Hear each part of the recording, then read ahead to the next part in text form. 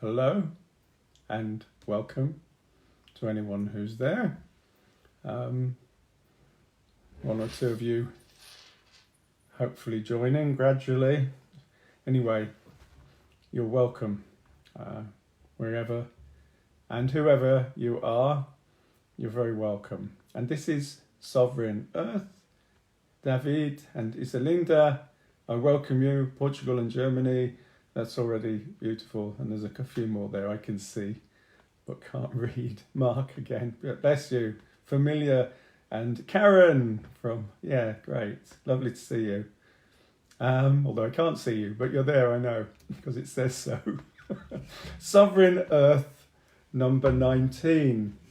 And Susan, hi there. And Liz from Scotland, and Jennifer, I think from Germany as well. Bless you all. Right, and anyone else joining, like Angie Hill, who's my neighbour actually, except I'm not at home at the moment. Ah, lovely. Right. I want to talk about the beauty in death. Might seem a bit of an oxymoron or a misnomer, but I truly believe there's so much beauty in death. And I want to share some of that. But first a song. That's why I've got this drumstick. We all come from the goddess, and to her we shall return like a drop of rain, flowing to the ocean. Hoof and horn, all that dies shall be reborn. Corn and grain, all that falls shall rise again. We all come from the goddess, and to her we shall return like a drop of rain, flowing to the ocean. So if we had a longer program, it'd be nice to sing that for several minutes and invite you to join in. But yeah, we all come from the goddess, and to her we shall return. Interestingly, when I meant it shows how many people are logged in and connecting here, and welcome to more of you, Connie and Lydia, and others. And maybe it was in my imagination, but when I gave the topic of this particular broadcast as being beauty in death, a few people dropped off. I wonder, it's quite an interesting, it's such a topic, so emotive and so misunderstood in our culture, and so many negative connotations. But I found over the years, and the longer I live, the more I equate with the beauty in death, truly, and the absolute healing and teaching and wisdom in death. And I want to share a few of those things as we go along. You're welcome to add your views as well. And we'll all have our personal views on death. But it is the most current bedfellow as we make our way through life, the one guaranteed outcome. The one thing we all share, for sure. So a part of my different view of death is shaped by my life as a celebrant. I come into contact with quite a lot of people in death or close to death. And it's also the result of a longish life punctuated with what I'd call various experiences of death at a personal level, symbolic and a bit more perhaps. But anyway, I want to share with you at this point a poem I actually finish a lot of parting ceremonies with this poem, but it's a favourite of mine. It's by Tagore, and it just expresses a different angle on death. Excuse me. So, peace, my heart. Let the time for parting be sweet. Let it not be a death, but a completeness. Let love melt into memory, and pain into song. Let the flight through the sky end in the folding of the wings over the nest. Let the last touch of your hands be gentle like the flower of the night. Stand still, O beautiful end, for a moment. I bow to you and I hold up my lamp to light you on your way. Now I find that a really beautiful send-off, beautiful words to imagine holding up our lamps to light you on your way. And Tagore summed it up perfectly for me. So seeing people close to death, it's very humbling and a great privilege as well. I feel very privileged to see people in death or to deal with them at that point in their initiation, another initiation in our journey. And in death, what I love particularly is we get to celebrate a person. I mean, in the best of funerals for me, somebody said about the fun, who put the fun in funerals, but funerals can be fun. I mean, reverential and plenty of room for grief and tears, but also for celebrating a life and learning the huge, the amazing things that people get up to that we have no idea. It's often said we should be at our own wake to hear what's said, because we learn so much about ourselves almost, and we certainly learn a lot about others and even close people, their stories of their lives, the depth, the height, their pain, their suffering, their joys, their sorrows, but their enormous experiential journey. And I find I can learn so much. I was at a funeral just this week, a few days ago. A friend, relatively young, in her 50s, passed on, and it was a beautiful ceremony. So much poignancy. I was in tears a lot, like many around me, but also so joyous. She had an infusion of laughter and smiles and music about her. Very touching. Rebecca, yeah, I honour you. Anyway, so it's a good way. Death is a good teacher of how to live a good life. Salutary, humbling, and inspiring. Those are the words I think I find relevant to parting ceremonies. Now you'll have heard this perhaps before, but it's a song by Brian Boothby and Glennie Kindred, and they both contribute to the Earth Pathways Diary. That's it. They're behind that. Some of you may know them. Anyway, this is a beautiful chant, and it says so much in so few words. I am tomorrow's ancestors, the future of yesterday. For what I am in the here and now goes rippling out always, goes rippling out always. You are tomorrow's ancestors, the future of yesterday. For what you are in the here and now goes rippling out always, goes rippling out always.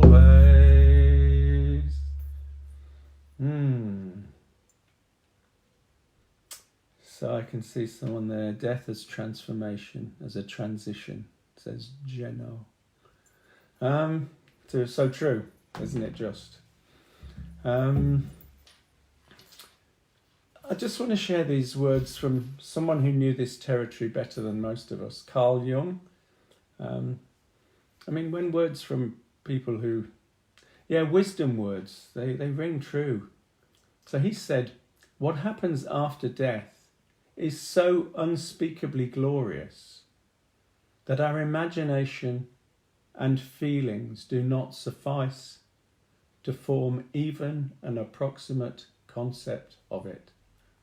So it's so glorious, so unspeakably glorious that we can't come near it in terms of the words we have available to us to describe it. So there's a lot of wisdom in that. It's worth thinking about, isn't it? Why wasn't I taught that at school? Why aren't we taught about death in a healthy way at school? I say healthy because death was as a Catholic boy in a school, I had plenty of death confronting me in the face every day on a cross. But I'm not particularly sure that's health. I mean, I'm not sure it afflicted me particularly, but when I see it now as a healthy portrayal of death, no, there's so much more to death. There's so much beauty in death, so much wisdom and beauty, and culture denies us that access. So it's time, and it's happening more widely, for us to get back into touch with that. Another quote, just, death is the supreme festival on the road to freedom. Death is the supreme festival on the road to freedom. Dietrich Bonhoeffer, that was, a German, I think he was a priest. He may have been the priest that was incarcerated during the Holocaust, but philosopher, priest, whatever, they're wise words, supreme festival on the road to freedom. And I tend to agree with that. So over my life, I've lived a longer life than many of you here. Not all of you perhaps, but different ages. But I'm getting on now, and I lost my mother and my father, and those are huge hurdles to negotiate. That sense of loss, grief, and celebration of what they were and the gifts they gave. I've lost plenty of people close to me. I've also feel like I've been through several deaths in my life. I mean, I've read somewhere and it said that to live a good life, it's necessary to experience several deaths. I tend to agree. Absolutely not fun at the time, and I can see how they have brought me, it's like shedding skins. They've brought me into a fuller, truer, as I sense it and as I hear it, a truer and fuller version of myself through dying unto an old self, dying unto what was to be what I am.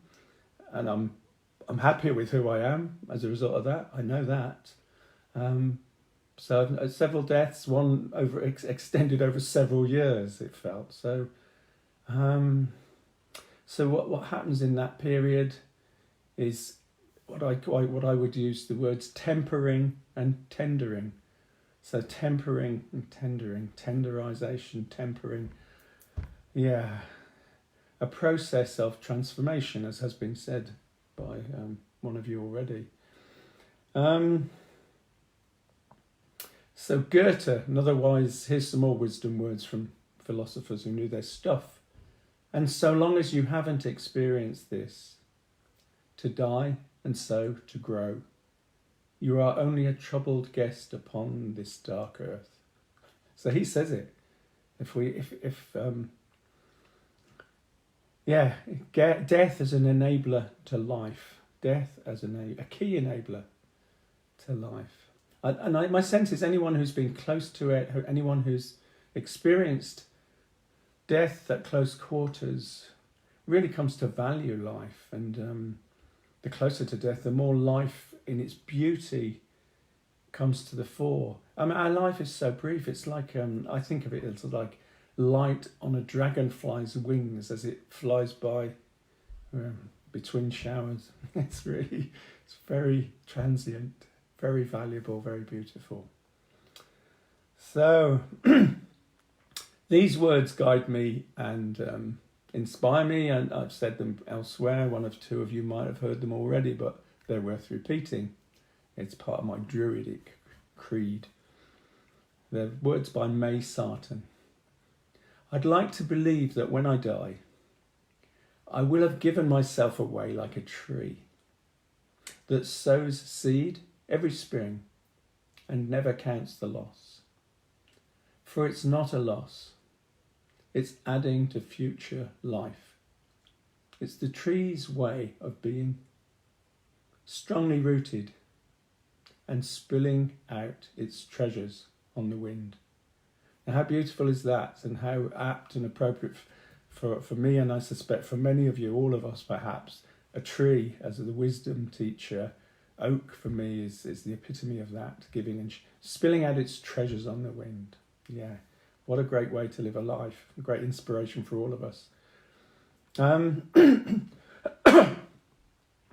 so when I was looking, just trying to put some bits together and just reflecting on this subject as I prepared for this evening, some of you will know I've got something I call a Book of Shinings.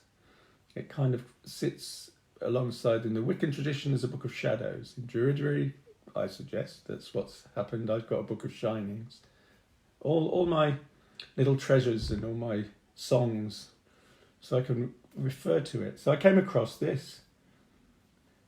Because I love life, I will have no sorrow in dying. I'd forgotten I'd written that many years ago. Well, not many, probably about 10. Because I love life, I will have no sorrow in dying. And, I mean, words are easy. I'm sure the process of dying will be challenging enough. But at its heart, and there's truth for me in that. It's not so much that I don't fear death, that I actually would suggest if we can come to a place of embracing death, embracing death as part of life and as a friend even, not in some macabre or unhealthy way. I think it's a great asset. So there's one image of death that has come to me over the years. I've refined it. I think there was a cue for it in a Buddhist teaching, but it was different. But actually, I'm going to invite us. We'll do a little guided visualization if you're up for it. Now I invite us to just close our eyes, very simply. Breathing into the body, relaxing. And in this guided visualization, if for those who feel comfortable doing this, I just invite us to see in front of us a river or a strong flowing stream, either a large stream or a small river, whatever you want to picture before you. And in your mind's eye, just for these purposes, I'd like us to all enter the waters of this river or stream and become one with the flowing stream, with the flowing river. To enter in and to become one with those waters. It's not so difficult at one level because we are so much water in our makeup. And we're flowing along. Maybe we can each become merged completely with this river water so that we're part of it and we're flowing along. And we flow along sweetly and meandering. And suddenly we're aware, we can hear the water. There's a waterfall ahead. I don't want us to be afraid of this because it's natural and part of the river. And we are, at this moment, of the river. And flowing with the river, we go over the waterfall. And as we fall, the sunlight reflects off the different droplets and we become aware of all the droplets around us. We are one droplet and there are many droplets all falling as the waterfall falls. So I'd like to suggest that the possibility of just viewing as we're falling, this is life. We flow along in death and we come to a change, a waterfall where we come alive. And as we fall, we're alive, the adrenaline's flowing and we see all the others around us and then crash and splash, we're back at the bottom of the waterfall, back into the flow of the river. And back into a less unconscious state as we flow. And there we flow in death until we come eventually to another waterfall, but that's for another time. And so I'd like to invite us to just give gratitude to the river and to leave the river in whatever way is right for us, to leave those waters, to give thanks, and to come back to this space.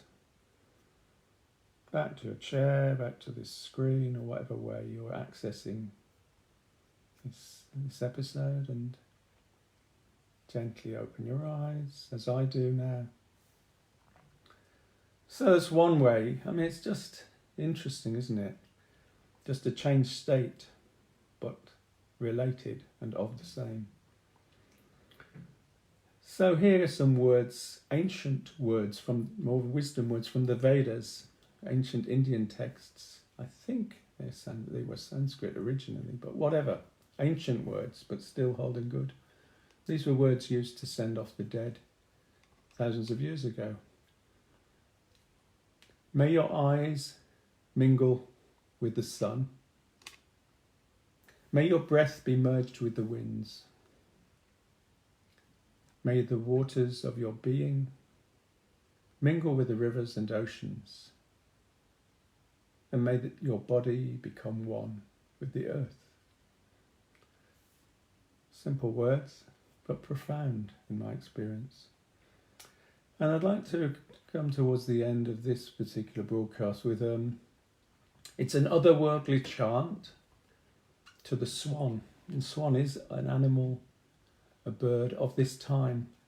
A time, it has connections with the other world, not just in Druidic mythology, children of Lear, those myths, but in many cultures the swan is a mystical bird, an otherworldly bird. Now, I haven't sung this on on a Sovereign Earth broadcast before, but it's features from time to time in the Enchanting the Void sessions I run in the Roundhouse and the Yurt. It's a very powerful and very simple song. It's quite poignant, it's quite otherworldly. There's only a few words. As the swan sings, loo loo loo loo, loo loo loo loo, loo loo loo loo, as the swan sings. But here's a story that goes with it, which a friend of mine called Nathan, we've heard the term swan song. We know that swan song is when, it's what as people come towards death, their swan song is their glorious moment before death. Well, get this. Apparently, and I have no reason to disbelieve it, apparently the swan, its song in life, for most of its life, is it has more of we hear it going over, a beautiful call of the swan, but it's not a song. But apparently in death, because of its long neck and the air passing through, it sings an arpeggio.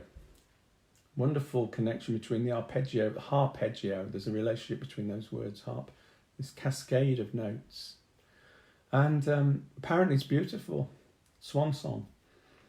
And this chant alludes to this otherworldly, slightly, it's something different about this chant. As the swan sings, low, low, low, low, low, low, low, low, low,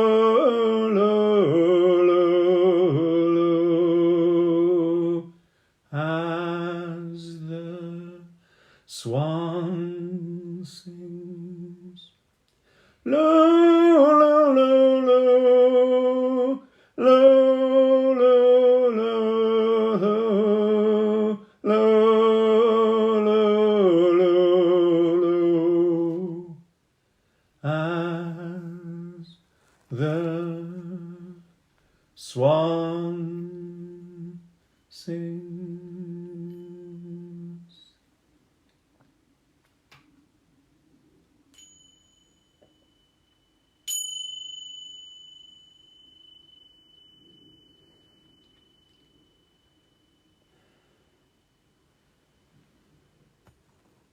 So I'm drawing towards a close, but I notice Fern Lickfield's watching. Fern, I honour in this moment, most of you won't have heard of him, but a great friend and fellow traveller who I spent many happy times with, Ivan Macbeth, and I honour him and the way he was, the beautiful ceremony and the way he was honoured in death, Fern. a great man who I loved dearly. So it's a lovely to see you there. A few final words. Again, these words, Pythagoras, 2,500 years ago. Nothing in the entire universe ever perishes. Believe me. But things vary and assume new forms. Nothing in the entire universe ever perishes, believe me, but things vary and assume new forms. Though one thing changes into another, and that also changes, yet the sum of everything remains unchanged. And that's both a scientific truth and a mystical truth. And I have a real sense that Pythagoras gained a lot of his knowledge from Druids who they didn't record their wisdom in writing as he did. It was an oral tradition. So I think it's very Druidic as well, but this sense of ongoing, the beauty in death. And final sentence from Black Elk of the North American tradition: it should be a sacred day for you when one of your people dies. A sacred day when a soul is released and returns to its house. So death, coming home, and thank you all for joining me, and love and blessings to you all. Bye-bye.